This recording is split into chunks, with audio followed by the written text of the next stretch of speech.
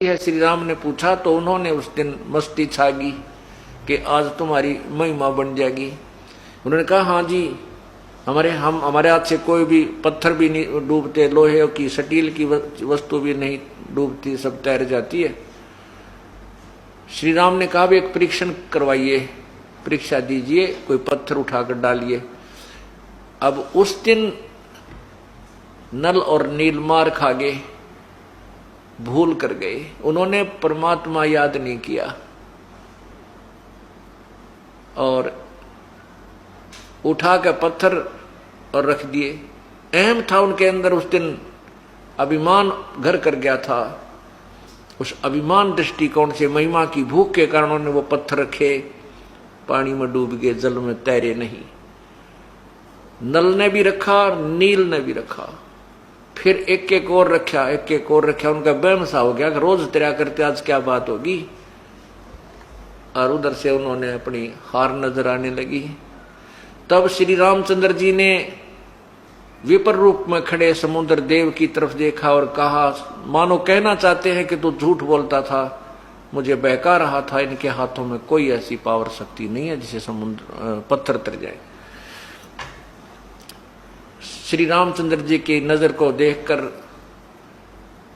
समुद्र ने नल नील से कहा कि नल नील, तुमने आज अपने भगवान को याद नहीं किया, अपने गुरुदेव को याद नहीं किया, नाला को अपने गुरुदेव को याद करो। तब नल नील को अपनी भूल याद आई, तब उन्होंने परमात्मा को याद किया, मुनिंद्र जी को याद किया, अपने परमेश्वर को याद किया। उसी समय परमात्मा दूर से आते हुए नजर आए। नल नील की दृष्टि पड़ी, देखा कि महाराज जी आ रहे हैं, वो आगे स्वामी जी, वो आगे महाराज जी, मुनिंद्र जी, हमारे गुरुदेव आगे आगे। तो प्रभु निकट आ गए। श्री राम ने चरण लिए और कहा, ऋषिवर, मेरे ऊपर बहुत आपत्ति आई हुई है, ऐसे ऐसे लंका के ऊपर धावा बोलना है, समुद्र पे पुल बनाना है, और आज ये नल नील के आपके सेवक, आपके सेवक नल नील के हाथों से भी पत्थर नहीं तैर रहे हैं। परमात्मा बोले, अब इनके हाथों से कभी पत्थर नहीं तैरेंगे, कोई भी वस्तु नहीं तैरेगी, क्योंकि ये अपनी औकात भूल गए। तब श्री राम ने कहा कि हे ऋषिवर, जब आपने सेवकों को शक्ति दे सकते हो, मुझ पर भी कृपा करो कि समुद्र पर पत्थर तैर जाए, किसी प्रकार ये पुल बन जाए।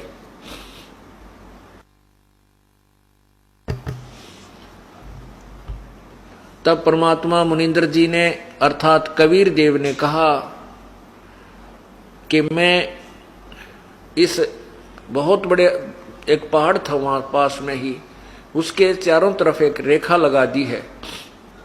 परमात्मा ने चारों तरफ अपने उस डंडी से, छड़ी से एक रेखा खींच दी चारों तरफ के उस पहाड़ के, और कहा कि इस रेखा के बीच बीच के पत्थर उठा लो, सारे तैर जाएंगे। उसका भी परीक्षण किया गया। एक पत्थर उठाकर लाया गया और उसको तराश करके, नल नील कारीगर भी थे, ये राज थे, उन्होंने उसकी काटा पीटी करके और समुद्र पर श्री राम ने अपने हाथ ने रखा तो वो तैरने लग गया, औरों ने भी रखा तो वह भी तैरने लग गया, जो भी लाकर उठा के लाया वही तैरने लग गया। तब जी में जी आया और मुनिंद्र जी का शुक्र मनाया। राम और लक्ष्मण ने भगवान मुनिंद्र जी के चरण छुए और कहा, ऋषि जी आपने बहुत उपकार किया। परमात्मा ने कहा, संत उपकारी ही हुआ करते हैं, परोपकारी होते हैं। रे नल नील यतन कर हार, तब सतगुरु से करी पुकार। रे नल नील यतन कर हार, तब सतगुरु से करी पुकार।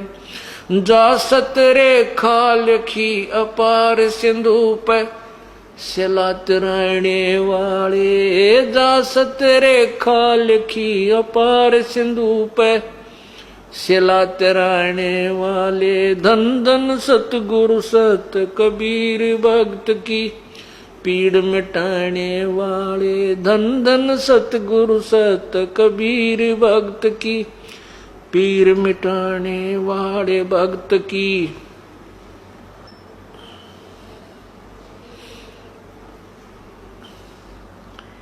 ते धन धन सतगुरु सत कबीर भक्त की, पीड़ मिटाने वाले।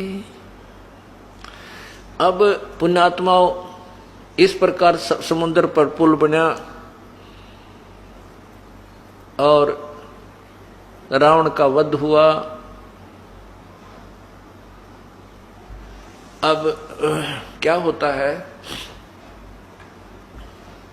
पहले हम सुना करते थे इन, जैसे रामचंद्र जी ने विभीषण को लंका का राज्य दे दिया, रावण का बक्कल उतरा, उसका विनाश हो गया, सारे परिवार का नाश हो गया, मंदोदरी बची, विभीषण बचा।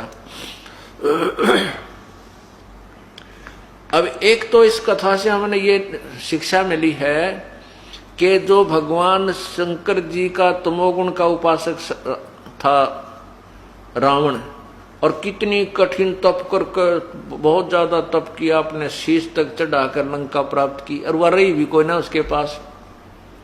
और पूर्ण परमात्मा की भक्ति करने वाला विभीषण ना इतना तप किया, केवल अपनी मर्यादा में रहता हुआ भक्ति की, उसको लंका का राज्य भी प्राप्त हो गया। उसके भाग्य में नहीं था, उस परमात्मा ने, कबीर परमेश्वर ने उसके भाग्य में लिख दिया, क्योंकि उसने उसकी साधना स्वीकार कर ली। अब कबीर परमात्मा कहते हैं, कबीर भगवान कहते हैं, जय तुझे राजपाट कुछ चाहिए तो मेरा इधर ले ध्यान। ध्यान धरण का अर्थ है कि मेरे में ही आस्था कर। जय तुझे राजपाट कुछ चाहिए, हमरा धर ले ध्यान, तेरे बाग में ना हो तो भी दे दूंगा। लेकिन साथ में इसके अवगुण भी बताता हूं कि यहां पर पूरी पृथ्वी का भी राज्य तुझे मिल जाए, और यदि आपके पास भक्ति नहीं है, सत साधना नहीं है, तो व्यर्थ है तेरे उस राज्य की प्राप्ति को।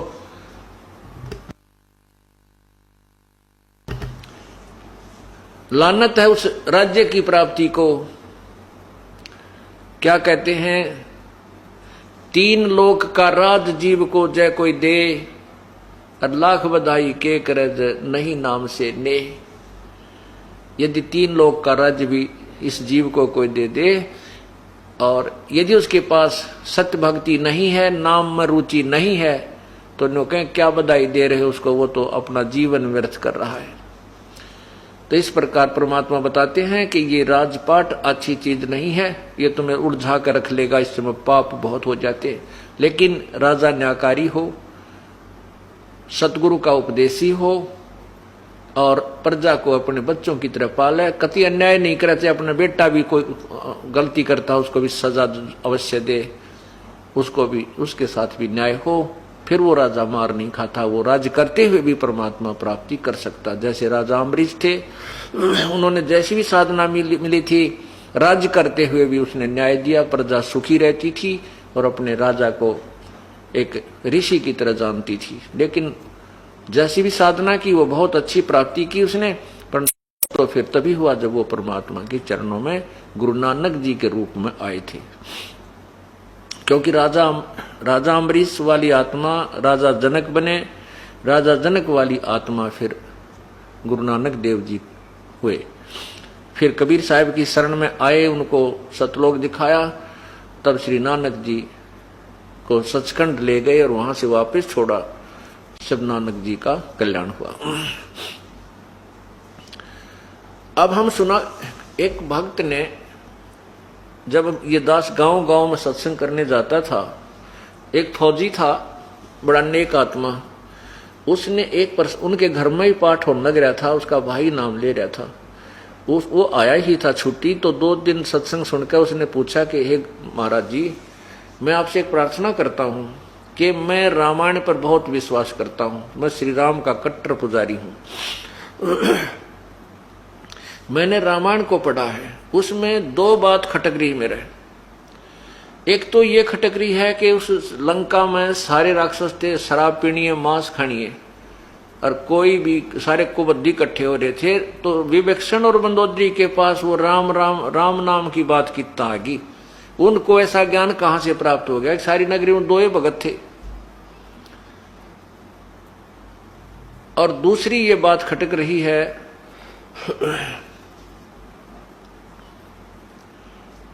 हाँ, उसने यही प्रश्न किया कि इस प्रश्न का उत्तर मेरे को कहीं नहीं मिला। मैं जहां भी मुझे हिंदू धर्म का कोई बड़ा मठ दिखाई देता है, शंकराचार्य जो बने हुए, मैं उनसे भी जाकर बात कर चुका हूं, डिस्कस कर चुका हूं, ये मेरे को कोई संतुष्टिजनक उत्तर नहीं दे पाए। मैं आपसे ये प्रश्न करता हूं कि ये क्या कारण था? मैंने बताया कि मेरे पास इसी मर्ज की दवाई है भाई, ये समस्या का समाधान मेरे पास है।